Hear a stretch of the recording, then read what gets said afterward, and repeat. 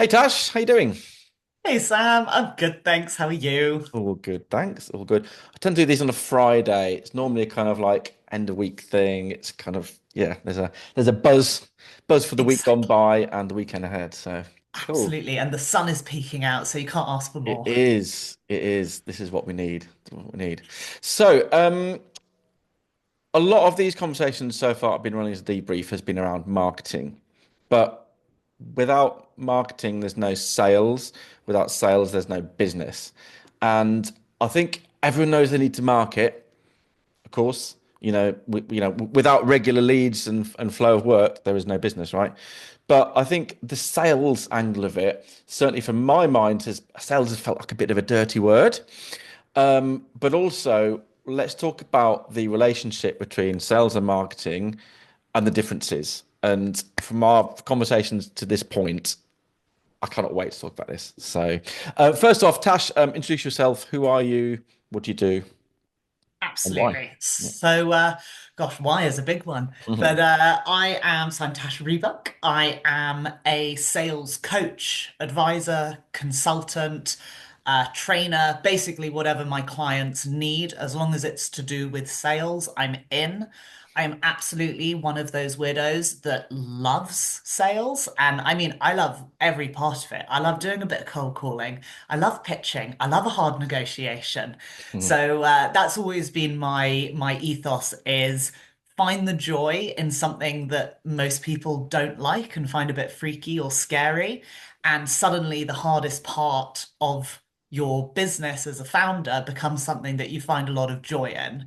Mm. Um, and my consultancy, I started it just almost 2 years ago now, coming up to my almost 2 year anniversary. Might get a Amazing. Mhm. and yeah, it's just been fantastic because my real ethos is, change the way people feel about it, sales, make founders fall in love with it, if that's not too bold Nice. of a Yeah. claim. Yeah. And yeah, it's definitely a case of an education as well, which I suppose I'm glad that we get to talk about the difference between marketing and sales, because that's probably the first thing I have to speak about with every single client that I work with. Sure, absolutely. And I think it's got to be that harmony, right? And I'm very much I built my business on referrals. I kind of started small as a freelancer, it kind of grew from there. I didn't even really do any marketing early days. I certainly had no sales process. And I worked with a coach a few years ago, like, yeah, cool. What's your sales process? Like, what? I get an inquiry and we either go ahead or we don't. And he was like, no, no, no, no. I was like, huh? So, and look, we're not teaching people to suck eggs here. I'm sure people know what, I hope people know what sales process is. Um, but let's talk about why it's so important that it works so well, together with marketing. Absolutely. So, one thing I've always done in my past when I've been a head of sales or in a leadership position is actually bringing together sales, marketing, and account management. Because when you put them all together and you get them working really, really well, it becomes your commercial team. Yeah. So, I always end up being like a head of commercial rather than just a head of sales. Mm. And it's not because I'm a marketing expert. I'm absolutely not. I'm a sales expert. But they're an ecosystem. Yeah. Marketing brings in the leads that sales then convert into deals. Yeah. Sales brings the relationships with the clients that then become amazing case studies and promoters of the service that you're providing. And it becomes this circle that really support each other. Mm. And sometimes it can feel like marketing and sales are in a battle with each other.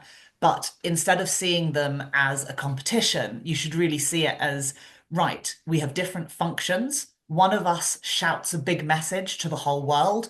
One of us speaks very closely with an individual one to one. But Mm. ultimately, we're working towards the same goal, which is let's make more revenue, let's grow the company, and let's make a success out of this business. Absolutely, absolutely. I think yeah, you always hear these like battles between sales and marketing because we often speak, our clients, we often speak to a marketing team, Yeah, or sales have rejected this. It's gonna be too hard to sell, sort of thing. It's like, hang on, like, aren't we all singing off the same hymn sheet? Why exactly. is it a challenge, sort of thing? And I get it can be a challenge sometimes if it's not communicated. I think it's the communication between all three, and it's interesting you say the commercial team because I think it's also the communications team, right? Yeah. Absolutely. Because if you don't have the same tone of voice and you don't have the same messaging that you're putting out there, people are going to be confused. Your clients are going to be confused. And if there's one thing that stops people from wanting to spend their money is being confused about what they're buying. And so, Absolutely. yeah, clarity on your comms, hands down, the most important thing. I often like to check with my marketing team, okay, I'm going to send these emails out. I don't need you to tell me what you think about the calls to action, Mm, but am I using the right tone of voice here? mm. Am I hitting the right tones Yeah, that you think are along our brand guidelines? sure. I guess it's got to kind of be like that as well, right? Because actually, if the sales teams are already doing a load of things, we can't just flip it overnight.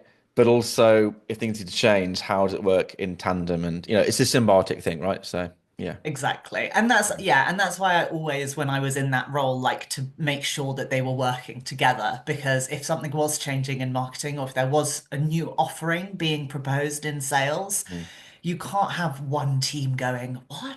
What just happened? Like everything suddenly changed and now I need to catch up. And I do mm. think that's kind of where animosity gets bred as well. For sure, everyone's got their targets, they're all trying to push, and ultimately for the same goal, right? But yeah, okay. So tell us about how where do you fit into it, and how do you work with clients? So it really depends what my clients need. So for some business owners, they might be coming to me because they are completely on their own. They might be consultants or coaches, and they really just need a coach themselves to give them accountability, to give them the steps that they need to take. Most people will say, oh, I've never and could never send a cold message to someone. And it feels like this insurmountable, scary thing to do. Mm, But when you've got someone like a safety net there to say, let's create it together, look how we personalize it. We aren't spamming people, we aren't being cringy or sort of like snaky sales oil, mm, snake oil salespeople. We are just being genuine. We've seen someone we can help, and we're going to reach out to them and let them know we're here if they need us. mm, Suddenly, it becomes like so much more comfortable and a mm, lot less of a battle that they need to do. mm, On the strategy side, I will work with a lot of founders who are really actually looking for like big growth. So they might be SaaS, they might be doing their Series A fundraising, or they might have just gotten it. But the reality is they're sitting there going, right, I now have to run an entire business. How do I get new clients? And the reality is you need a strategy, you need a process, but you also need someone with experience to test and try different things with you. And I think the big learning for those people when they work with me is obviously what is going to work to build their business sustainably, but sure. also if you as a founder or a business owner don't know what good sales is and you don't know what works for your business, when you hire that first salesperson, and they're expensive now, like Mm. very expensive. Sometimes I see a salary on LinkedIn and I'm like, I could go back. I'm like, no, you cannot go back. Don't do it. You'll be golden handcuffs. Yeah, yeah. But if you don't know what good sales is, you will be let down potentially by your first salesperson. Mm, I'm trying to teach a new generation of salespeople how to do things in the right way, but mm. there's no way I'm going to change the entire world. I mean, you never know. I'll try. We But can but try.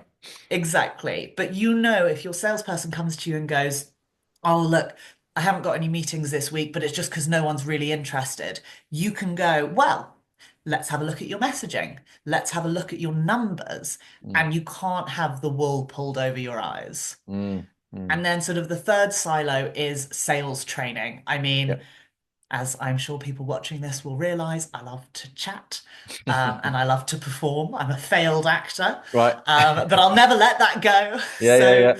being able to teach teams and get them, brought up to speed. So, if they're recent graduate hires and they've never done sales before, teaching them all the basics, getting them excited, but also going into existing teams and sort of relighting that fire. Mm, And that's often a lot of going in, seeing what their processes are, building a training completely bespoke to that organization, because there's no cookie cutter sales. Everything should be really specialized. Mm. And part of that also, yeah, is working with marketing teams and seeing what's working for you guys and can we Mm. bring that over to the sales team, especially if they're struggling. Sure. Do you know what? I'm going to say you're a sales coach with an actor within. And Oh, I think, absolutely. and I think that that's important. We all have different roles in life, and as a business owner, you're wearing many hats, right? And it's stressful to sort of do all different things. I've hired and sort of built things around sales marketing in our team. Um, and I think what you said just a minute ago is really interesting, that it's about conversations. It's about messaging and conversations, whether it's sales or marketing. And that is almost the performative thing, right? So the acting background it all makes sense, I think, yeah, let's dive into that. Absolutely. So I always used to put on my CVs that I am an ex-actor and ex-stand-up comedian, so I've got very thick skin so I can handle rejection. Nice. But as I've had more time in sales, I've realized that there's quite a few things that are incredibly similar and kind of skills overlap. One being able to become a different character. Mm, Because whoever you speak to, you need to be what they need from you. I've got some people who love sales, they just need the advice to make them go for it. And in that case, I'm big, I'm loud, I'm my full personality, and I give them really, some might say, aggressive sales tactics to go for because they mm, work. mm, Whereas some people, they are so nervous, they are so afraid of even doing the smallest sales action. I've got to be a chameleon. I have to be mm, quieter. I have to be gentle. I have to hold their hand. So that's a big part of it. mm, The second thing is not being afraid to walk into a room and just mm, go and introduce yourself. So having that personality, that kind of outgoing personality, you don't need to have it in sales, but it does help. And the third thing is no dignity. I'll do anything, you know. amazing. I'll embarrass myself. I don't care. Do you know what? I think that's a big one for me. We met through the enigma that is Neil Giller, and I remember him saying to me, like, "Get over yourself. Like, start posting on LinkedIn. Like, who gives a shit? Do Yeah. your business." And I was like, "Yeah." And it's understanding. I think while we all ultimately are ourselves, we have to dial up or down different directions. I like that chameleon line as well, as yeah, you do have to adapt. You're still yourself, but you have to adapt to different situations. I think as a business owner, I'm very emotionally attached to a lot of what we do. So actually having someone external come in and say, let's look at that bit that needs fixing, that's great, and tie it together, because you're not lost in the weeds of it. And yeah, I think it's very empowering, certainly from conversation we've had, in getting things right and getting things sorted and just getting on with it. Yeah, exactly. One of the things I often say to my clients is, what is getting over this level of discomfort worth to you? Mm, So I always go, what's your average contract value? And let's say they go, okay, it's £500. mm, Okay, you're afraid to send a LinkedIn message to someone. mm, Is sending that LinkedIn message worth £500? Can you get over your discomfort for £500? Nine times out of 10, they will say, yeah, I can get over that for £500. mm. Now, not everyone's like me. I'd do pretty much anything for £500 if I had to. But that sort of like realization is such an important moment for people where they just go, yeah, actually, this is worth it, and I can get over it. Mm. I love an analogy. I'm full of them, Amazing. but Yep. often you say amazing, we'll see. But often I think doing sales is a bit like jumping into freezing cold water. Mm, You build it up in your mind, you are so scared of doing it, and then once you jump in, there's a moment where you go, "Oh my God, why did I do this? I'm in hell." mm, And then you regulate your breathing and you ease yourself into it and you start going, this is not as bad as I thought it was. mm. And actually, I feel energized. I feel excited. This is really good for me. And I've Yep. overcome something I'm really scared of because ultimately being brave, which I think is like an integral part of sales, Yeah. it's not about not being scared to do something. It's Mm. about being absolutely terrified to do something, Mm. but going and just doing it anyway. Yeah, for sure. Do you know what? I can't find it online anywhere. But something I told my son, I can't remember if I heard it or if I made it up myself, is confidence is bravery times experience, right? You got to make that leap and then keep doing it. And that's how Yeah, you build confidence. And this was again, I'm gonna throw Neil under the bus a little bit here. We had an accountability session of, I need to start doing LinkedIn videos, and that was when, the get over it sort of thing. And I was like, right, I want to do two a month.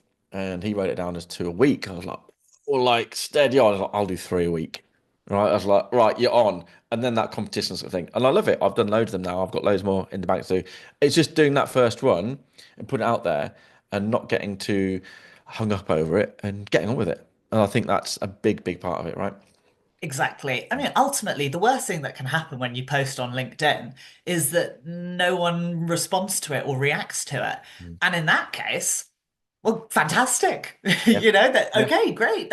Cool. I'll That's adapt it. better Yeah. than Yeah. pissing someone off. Yeah. And Yeah. but also when you piss someone off, that gets quite a lot of engagement, also I have heard. Mm. So yeah, I think that it's all about pushing yourself out of your boundaries, doing something maybe you're not that comfortable with, Mm. but ultimately no one's gonna grow your business or fight for your business as much as you will. No No, sure. one. Sure. And so we've got to do these uncomfortable things. For me, yeah, posting videos on LinkedIn, that's very much a marketing activity. Yep. And just posting on LinkedIn in general, I'm Mm. definitely not as good at it as I definitely should be. I Right. know what I need to do. I just don't get around to doing it as much Yeah, as I should. yeah, familiar story. I think, sales is marketing, marketing is sales. Yes, there's different flavors, there's different facets to it, but it has to work together. So amazing. So you said Exactly. you work with SaaS companies. Are there any sort of particular sectors you work in or ideal clients? Yeah, so for me, my background has been quite diverse. I actually used to create bespoke board games for Monopoly. So I loved doing that. It was very old school sales. And then a lot of SaaS background, but I really fell in love with the world of like positive impact and B Corp Yep. and sustainability when I was the head of commercial for a volunteering and charity platform. Yep. And so, really, now what I try and do is I'll work with any company that I think I can add value to, I'll partner with them. As long as Sure. it's B2B, I'm Yep. pretty much industry agnostic. Okay. But I always try and keep a section of my time free to either do pro bono work with charities or have a lower cost for non-profits and just general positive impact businesses. Mm. That is really what I'm passionate about. And I usually find I resonate really well with those companies because they're more hesitant about doing sales. Right. They're a bit Yeah. nervous about getting a bad reputation in such a positive world. Mm. And the reality is once they learn that they can do sales in an ethical and empathetic way, suddenly they just can explode and just grow beyond they really ever imagined that they could. And Yeah. that's Yeah. like Sure. super rewarding for me. Yeah, amazing. Cool. Do you know what? There's definitely some further conversations to be had here. But Tash, really appreciate your time. Um, yeah, let's plan some more sessions in because I think there's some bits we can dive a bit deeper into here. So Let's do thank it. you. Very good to see you. Thank you so much Till for next having time. me. All right, cool. Catch you later.